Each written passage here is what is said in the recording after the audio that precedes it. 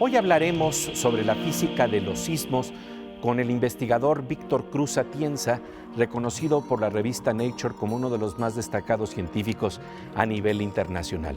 Conversaremos sobre nuevos modelos para entender lo que ocurre con la física de los sismos en el Valle de México. Los esperamos enseguida aquí en La Oveja Eléctrica en Canal 22.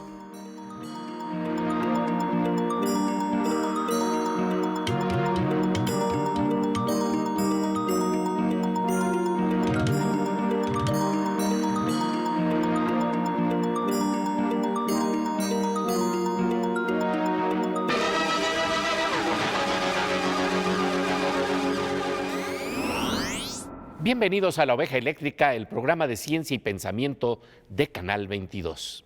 Hoy hablaremos de la física de los sismos con Víctor Cruz Atienza, un experto mexicano que fue considerado por la revista Nature como uno de los 10 científicos más relevantes a nivel internacional. ¿Qué tal, Pepe? ¿Qué tal, Silvina? Así es. Cruz Atienza es jefe del Departamento de Sismología del Instituto de Geofísica en la Universidad Nacional Autónoma de México. Su trabajo ha desarrollado simulaciones que muestran qué parte del subsuelo temblará con más fuerza y durante más tiempo. De acuerdo con Víctor Cruz Atienza, la magnitud de un sismo es como su huella digital. Nos dice qué tan grande fue la ruptura, el tamaño de la falla geológica y por ende nos habla de la energía sísmica liberada. El deslizamiento está directamente ligado a la cantidad de energía radiada en forma de ondas sísmicas. La intensidad y duración, por otro lado, habla de la violencia del movimiento en un sitio específico, de tal modo que se pueden registrar distintas intensidades de un mismo terremoto.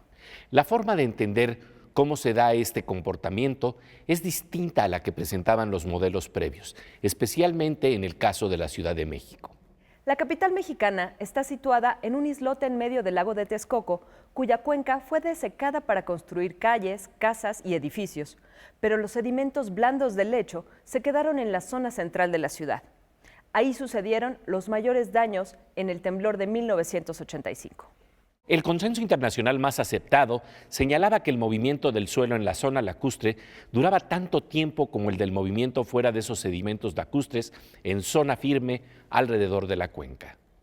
Sin embargo, el modelo que desarrolló Cruz Atienza con sus colaboradores mostró que la física de lo que realmente sucede es distinta. De ello conversa en una interesante entrevista con Pepe Gordon.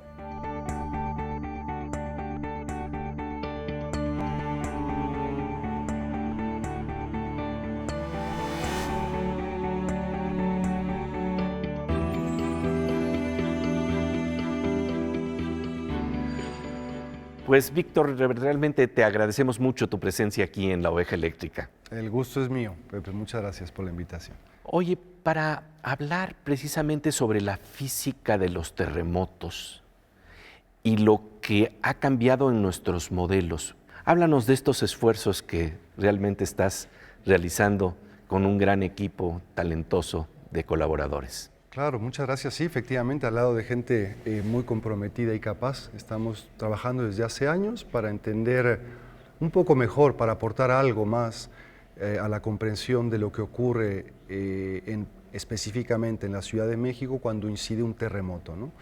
Lo que es interesante que mencionabas es que justamente es la teoría la que permite reinterpretar observaciones que se habían explicado de otra forma con base en ideas previas, ¿no? Y cómo precisamente predicciones hechas por una teoría pueden llevar a determinar la manera en que queremos observar la naturaleza, para ver si efectivamente esa teoría, ese marco conceptual que nos permite entender la naturaleza, traducirla de forma lógica, es cierto o no.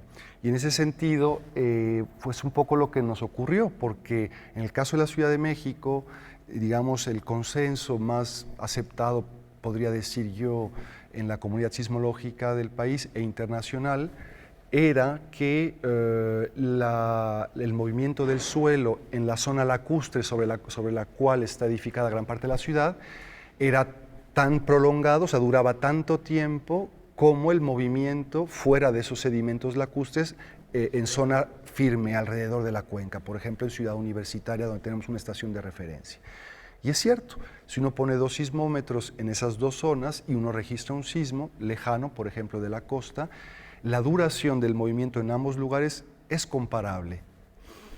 Claro, en zona del lago, con una amplitud mucho más grande, las ondas se amplifican que en zona de... Pero aquí estamos hablando de la duración. Entonces lo que hicimos fue desarrollar un modelo físico-matemático que resolvimos con la ayuda de supercomputadoras, que nos permitió postular una idea que sugiere fuertemente que la duración en los sedimentos lacustres debería ser mayor que en zona de roca firme.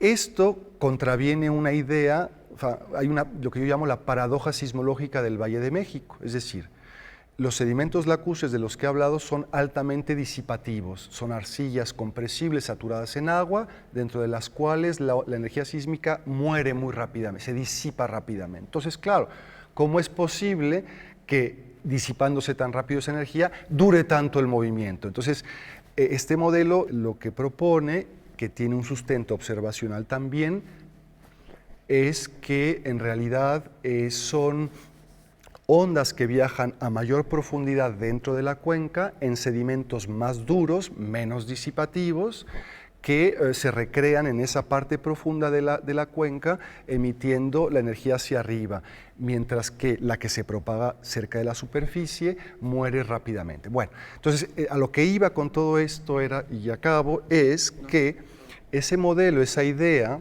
sugiere que la hipótesis o la idea anterior que ya describí al principio sobre la duración del movimiento en ambos sitios es la misma, pues no debería ser cierto. Entonces nos dimos a la tarea de ver cómo demostrar si este modelo era correcto o no. Entonces, bueno, con la ayuda de un arreglo de estaciones sismológicas fuera de los sedimentos lacustres y con unas técnicas que sirven para el diseño de antenas electromagnéticas, pudimos estudiar con detalle el campo de ondas de un sismo que provenía de la costa, de varios sismos, lo confirmamos con varios terremotos, y nos dimos cuenta de que esa energía sísmica que atraviesa ese arreglo justo antes de llegar a la zona del lago, pues la mitad de la energía, grosso modo, sí proviene del epicentro, como debe ser, o sea, del lugar donde se generaron las ondas, pero que la segunda mitad de dicha energía ya no proviene del epicentro, sino de la dirección opuesta, es escupida por la cuenca sedimentaria.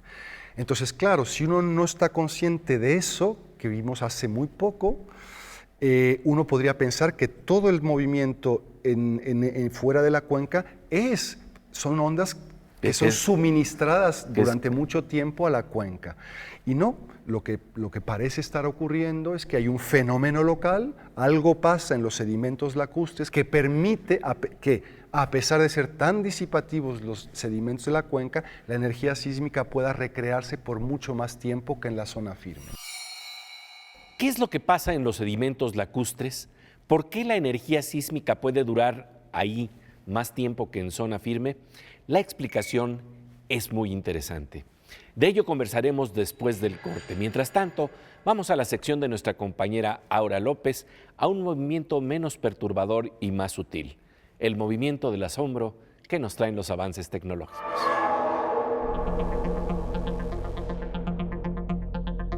Pues querida Aura, a veces nos lleva a escenarios no deseados el avance de la tecnología. En este caso, de lo que nos vas a platicar, está relacionado con Big Brother, pero de una manera más intrusiva de la que nos imaginábamos. Pues podría ser, lo que pasa es que ya sabes que la moneda siempre tiene dos lados, caras. dos caras la moneda, y en esta ocasión tienes un punto muy importante porque el ejemplo que les traigo es un robot policía y ya existe, está en Estados Unidos. Lo que sucede con estos robots es que no buscan reemplazar al policía, pero buscan ayudarlo en cierta forma, pues tienen cámaras que graban en 360 grados, tienen GPS obviamente y son autónomos, y su misión es cuidar los vecindarios, los centros comerciales, estar al pendiente de que todo esté en orden. pero ¿quién está detrás de eso y quién le puede dar uso a toda esa material de video de que te estén grabando, que estás haciendo los movimientos? Eso es como un poco lo que tenemos que pensar, pero cada vez es más, o va a ser más común ver este tipo de dispositivos dentro de nuestro día a día. Pues como siempre, encantados de encontrarnos aquí contigo, querida Aura, en la Oveja Eléctrica. Muchas gracias a ti, Pepe. Después del corte, regresamos a la Oveja Eléctrica, en donde estamos conversando con Víctor Cruz Atienza sobre la física de los sismos y un nuevo modelo que nos permite entender por qué dura más un sismo en el Valle de México.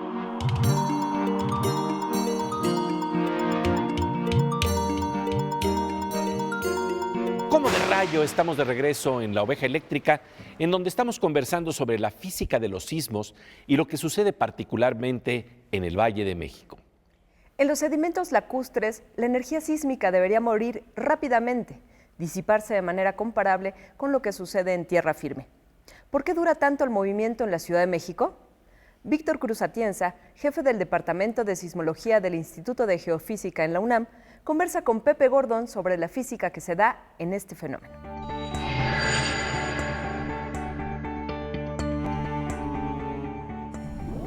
¿Tienes una forma de explicar esto que se puede plantear en términos de un modelo musical? Sí, es correcto. Es decir, cuando uno pulsa la cuerda de una guitarra, esta vibra, pero vibra de diferentes formas simultáneamente. Es decir, hay un modo fundamental de vibración de la cuerda que emite la frecuencia más baja sonora. Y sobre esa vibración hay otras de más alta frecuencia que emiten tonos más agudos, que se llaman sobretonos. Lo mismo pasa con las ondas sísmicas, ¿no? Tenemos un modo fundamental que en general es el que produce los movimientos más violentos del suelo y luego modos superiores de vibración sísmica que en general tienen amplitudes del movimiento más pequeños. En el suelo específicamente de la Ciudad de México, en la zona del lago que es tan particular, resulta que el modo fundamental, la energía sísmica de dicho modo está confinada, viaja en las primeras capas de 50 o 100 metros de espesor de la cuenca, que son las más disipativas, donde se muere rápidamente la energía. No así los modos superiores, cuya energía viaja a mayor profundidad. Son esas ondas que yo refería anteriormente, que son los modos superiores de vibración sísmica, que habitan en el fondo de la cuenca, recreándose por más tiempo, por ser menos disipativo el suelo, prolongando el movimiento en superficie. Entonces, ese es el mecanismo físico que hemos propuesto para explicarlo. Esto te permite elaborar escenarios que resultaron concordar con el fenómeno que vimos sobre todo en 2017. Por supuesto, sí. Digamos, postular escenarios plausibles, o sea, verosímiles, realistas, de futuros terremotos es una herramienta muy poderosa que tenemos los sismólogos y otros científicos que estudian otras amenazas naturales para poder cuantificar cuál va a ser o podría ser el peligro asociado a futuros rupturas, sismos, etcétera, ¿no?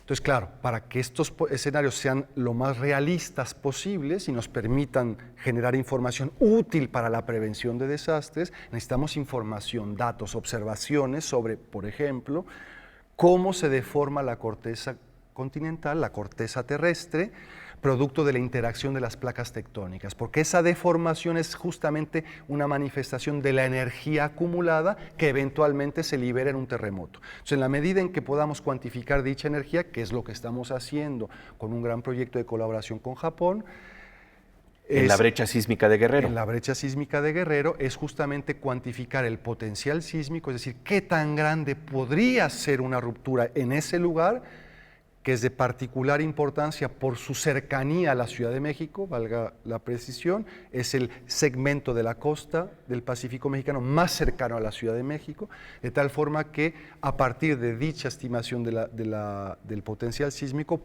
estamos ya postulando escenarios de terremotos grandes para medir el peligro, es decir, qué tan violenta sería el movimiento para contrastar dichas estimaciones de peligro con las medidas preventivas que existen actualmente, notablemente los códigos de construcción. Y de hecho, una buena noticia en este contexto es que a partir de 1985 sí tenemos instrumentos mejores para evitar en la medida de lo posible el desastre que viene aunado a un terremoto, ¿no? Clarísimo, es decir, el 85 fue un parteaguas desde muchas perspectivas sociales y científicas, en nuestro campo, en la sismología, ese terremoto, esa tragedia, dio lugar a una instrumentación masiva de la Cuenca de México, es decir, la instalación de muchos sismómetros, acelerómetros en particular, que desde entonces han registrado decenas de miles de sismos, con base en los cuales se ha podido microcaracterizar, así decimos, la respuesta sísmica del valle. Es decir, hoy sabemos con mucha mayor precisión que en 85 las regiones de la ciudad específicas, las zonas pequeñas de la ciudad, donde la amplificación de las ondas sísmicas es mucho más grande que otras. Y con base en toda esa información se ha desprendido el código de construcción en la ciudad, que es uno de los mejores en el mundo actualmente, ¿no? Los estudios y mapas que elaboran Víctor Cruz Atienza y sus colaboradores son esenciales en el desarrollo de una cultura de prevención. Cabe destacar que las investigaciones que realizan en colaboración con Japón en la brecha sísmica de Guerrero representa un proyecto muy ambicioso en el que se están instalando instrumentos prácticamente sin precedentes a nivel internacional, aparatos muy sensibles en el fondo del mar que permiten estudiar con una precisión extraordinaria cómo se va desplazando el fondo oceánico debido a la interacción de las placas para poder cuantificar el potencial sísmico. Después del corte, seguiremos conversando con Víctor Cruz Atienza sobre este importantísimo tema. Mientras tanto, nuestro querido doctor Morsa, nuestro hacker de cabecera, nos interna en el mundo de la informática.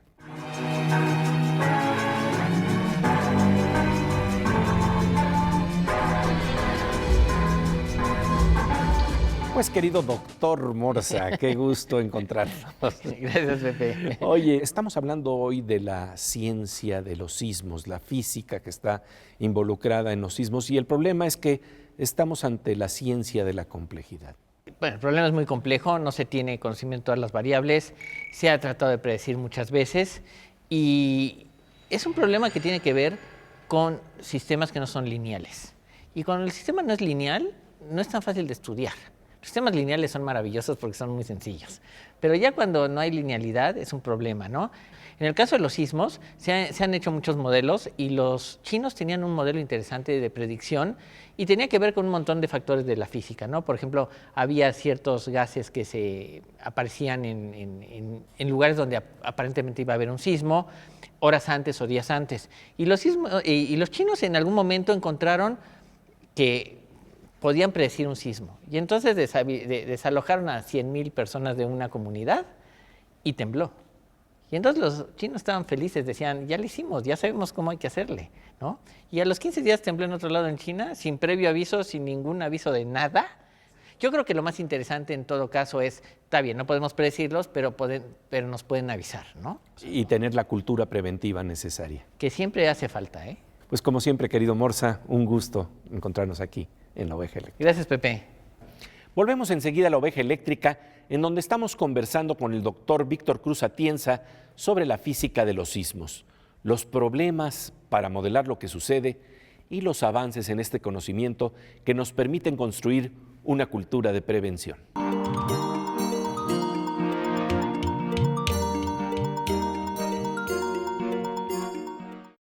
Como de rayo, estamos de regreso en La Oveja Eléctrica, en donde estamos conversando sobre la física de los sismos y cómo el conocimiento nos abre una cultura más desarrollada de prevención. Víctor Cruz Atienza, jefe del Departamento de Sismología del Instituto de Geofísica en la UNAM, reconocido por la revista Nature como uno de los más destacados científicos a nivel internacional, conversa con Pepe Gordon sobre los problemas que tiene la ciencia para modelar los fenómenos de los sismos, en donde intervienen múltiples variables.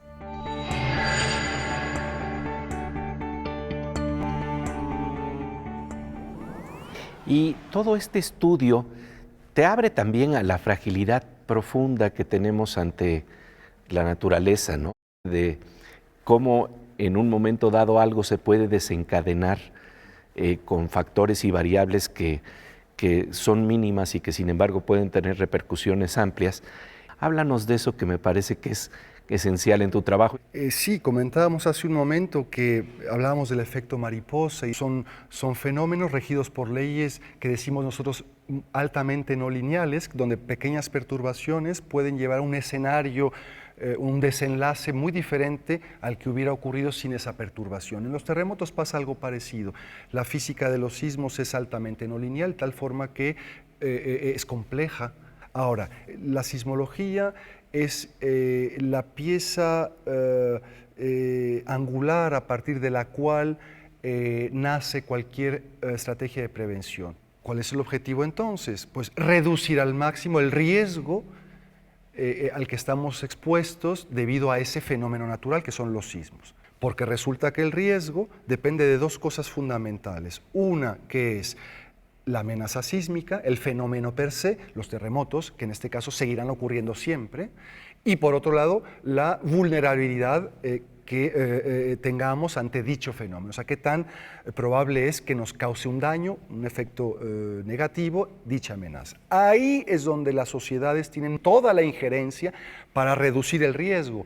Si somos vulnerables, como lo fuimos en 85 notablemente, el riesgo es muy grande y se traduce en un desastre cuando ocurre un sismo. Pero si nuestra vulnerabilidad es pequeña o nula, a pesar de que la amenaza sea grande, el riesgo va a ser nulo. De hecho, el proyecto que estamos haciendo con Japón, que está abriendo una nueva era de instrumentación en México, es decir, que está permitiendo ahora instalar estaciones en el fondo del mar, puede, si hay voluntad política y visión de la gente que tiene capacidad de decisión en este país y que le importe la prevención, podría dar lugar, y es lo que estoy promoviendo lo más posible, a un sistema de observación en el fondo del mar que mejore muchísimo, muy significativamente al menos, los sistemas de alertamiento temprano de terremotos y de tsunamis. No lo mencioné, pero en este proyecto estamos desarrollando modelos grandes de tsunamis también.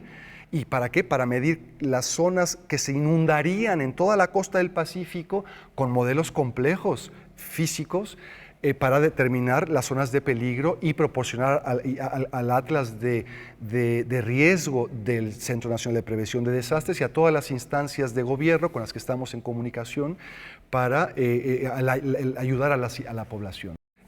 Tenemos mucho que hacer, que estamos tratando de hacer para precisamente que esa fragilidad de la sociedad desaparezca, ¿no? Pues Víctor Cruz Atienza, de verdad te agradecemos muchísimo tu presencia aquí en La Oveja Eléctrica. Muchas gracias, al contrario, Pepe, con gusto. Entre las grandes losas despedazadas, los muros hechos añicos, los pilares, los hierros, de pronto vi intacta, ilesa, la materia más frágil de este mundo, una tela de araña. La entrañable y fina mirada de José Emilio Pacheco. Tenemos mucho que aprender de la naturaleza, tenemos mucho que hacer, saber cómo se producen las rupturas de las fallas geológicas, cómo se comportan las diferentes capas de los subsuelos. Esto ayuda a prevenir riesgos y a establecer estrategias para salvar vidas. Hay un dato muy interesante que plantea Víctor Cruz Atienza. Por cada peso que un país no destine a la prevención, tendrá que destinar entre 5 y 6 pesos a la reconstrucción. Por eso es importante saber que tenemos en México expertos de la calidad humana y profesional de Cruz Atienza. Así, queda más que clara la necesidad de apoyar profundamente su labor y la de su gran equipo de trabajo. Pasamos ahora a una sección que literalmente nos abre la mirada. Veo, con nuestra querida Miriam Moscona.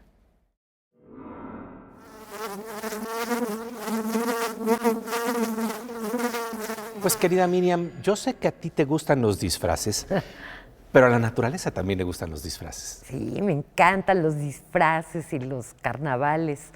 Hay una institución científica que invita a investigar, a observar, sobre todo muy de cerca, distintos materiales. Híjole, Pepe, producen una loquera de cosas. Así que vamos a ver los disfraces ocultos de las cosas en nuestra colaboración de hoy. Me encantan esos engaños.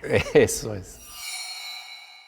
Este hermoso nanojardín de flores rosas y moradas ha sido sembrado, por decirlo con un guiño, a partir de óxido de estaño trabajado con zinc utilizando métodos hidrotermales. Esta especie de explosión fue captada al sobrecargar una matriz electromagnética de cobalto, hierro y boro.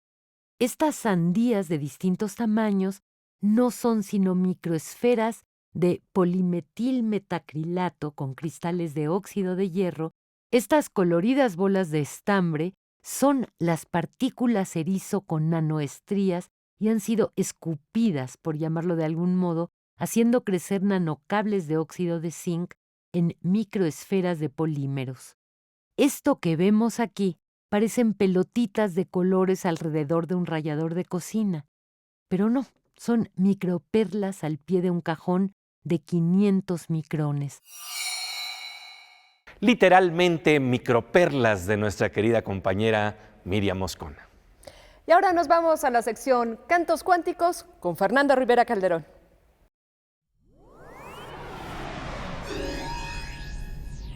Pues querido Fernando Rivera Calderón, fíjate que el novelista David Grossman decía que la mayor ilusión es que todo está estable. Pero es una ilusión, ¿eh? Es una ilusión. Sobre todo yo me tomé ahorita 3 cafés y ve cómo ando, ya no puedo parar de temblar. Y en nuestras relaciones interpersonales todo siempre está temblando. Bueno, desde el beso trémulo, ¿no? Desde el leve temblor hasta el cataclismo del corazón que te puede llevar hasta el infarto, ¿no? Todo el universo tiene esto que podríamos llamar no estabilidad, está temblando. Pues disfrutémosla, aprendamos a vivir en esa no estabilidad, en esa vibración constante. Para eso hice esta canción, así que pueden todos Empezamos comenzar ya. a hacer una pequeña vibración. Todo está temblando, todo el tiempo está temblando, todo está temblando, todo el tiempo está temblando. Yo lo siento, lo presiento, lo resiento, sigue temblando, nada nunca se está quieto, todo vibra, todo inquieto, todo tiembla y no retiembla y el temblor me está ablandando. Y es que todo está temblando, Y es que todo está temblando. si tiembla es porque existe, y si existe es porque tiembla, y es que todo el universo tiene frío y de eso tiembla, y si tiembla es porque existe, y si existe es porque tiembla, y es que todo el universo tiene frío y de eso tiembla. Todo está temblando, todo el tiempo está temblando, yo lo siento, lo presiento, lo resiento, así temblando, nada nunca se está quieto, todo inquieto, todo tiembla y no se tiembla, y no se tiembla, y el temblor me está ablandando, y es que todo está temblando, y es que todo está temblando, y es que todo está temblando, y es que todo está temblando. No está temblando, ¿verdad? No. No, mi querido No, Fer. no, es... No. Creo que es el estudio. Creo que es la cámara. Creo que es el universo, mi Creo que es querido. el universo. El universo siempre tiembla, pero lo bueno es que, a pesar de todo, yo creo que siempre nos encontraremos, o por lo menos en la próxima, en este espacio en donde tiembla, con la vibración de... La oveja eléctrica.